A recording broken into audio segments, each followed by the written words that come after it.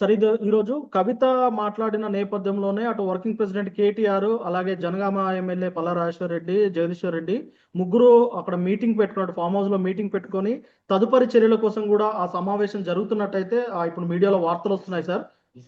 ప్రస్తుతానికి అంటే తదుపరి ఎలాంటి నిర్ణయం తీసుకోబోతుంది సార్ బీఆర్ఎస్ పార్టీ కానీ కేసీఆర్ గారు అని కవిత గారి మాటల పైన? ఈ సమావేశం పొద్దున వేరే రకంగా మొదలైంది. యాక్చువల్గా సిబిఐకి అప్పచెప్పారు కదా కేసు, దీన్ని ఏం చేస్తే బాగుంటుంది, ఎట్లా చేస్తే బాగుంటుంది అనే దాని మీద మొదలైంది. ఎప్పుడైతే కవిత వ్యాఖ్యలతో మరింత రాజుకున్నది, దీంతో ఇప్పుడు ఎజెండా డైవర్ట్ అయింది. అంటే కవిత మీద చర్యలు తీసుకోవాలని లేదా, ముఖ్యంగా కవిత బాధితుడు ఎవరైతున్నారో మొట్టమొదటి చాలా పార్టీలో చాలా మంది ఆమె, కానీ జగదీష్ రెడ్డి ఉన్నాడు. ఇప్పుడు జగదీష్ రెడ్డి ఏమంటాడు, కూతురు కావాలని నేను కావాలని తెలుసుకోండి సార్ అంటాడు కేసీఆర్. అంతేగా, ఇప్పుడు అల్లుడు కూడా దాన్ని జాతర చేస్తాడు. ఇప్పుడు హరీష్ రావు కూడా ఏమంటారు, ఇంత పెద్ద బదనాన్ని చేసిన తర్వాత నేను అవినీతి పరుణ్ణి అన్న తర్వాత నా సంగత నేనున్నానా నీ కూతురు ఉండాలని తెలుసుకోమంటాడు. అట్లాగే సంతోష్ కూడా అంతే అంటాడు కదా.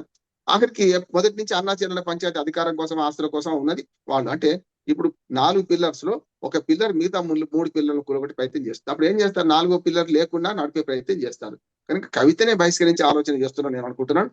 చేయకపోతే మాత్రం పార్టీకి తప్పుడు సంకేతాలు పోతాయి. ఇక కేసీఆర్ గారు కూతురు రక్షించుకునే స్థితిలో పార్టీ నాశనమైనా సరే అంటుంది.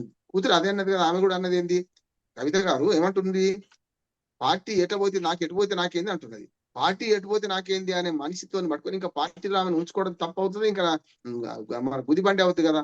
ఎప్పుడు కూడా ఆమె డెడ్ లాగి మోయడం కష్టం. బతుకున్న మనిషిని మోయొచ్చు, చాలా బ్యాలెన్స్ ఉంటది. కానీ డెడ్ అంటే శవాన్ని మోయడం చాలా కష్టం.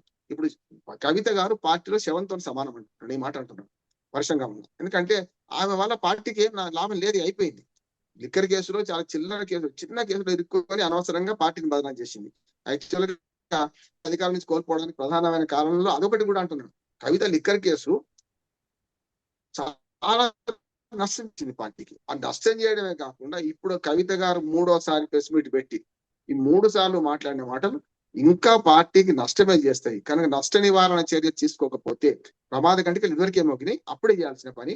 అది కాకుండా ఇప్పటికి కూడా ఈ 3వసారి ప్రెస్ మీట్ పెట్టినాక కూడా పార్టీకి ఇంత నష్టం జరుగుతున్న కవితను దూరం పెట్టకపోతే ఇంకా పార్టీకి నష్టం జరిగే అవకాశం ఉంటుంది. అప్పుడు కేసీఆర్ విశ్వసనీయత మీదనే, కేసీఆర్ యొక్క నైతికత మీదనే మనకు అనుమానం వచ్చే ప్రయత్నం అయితే అంటున్నాను నేను.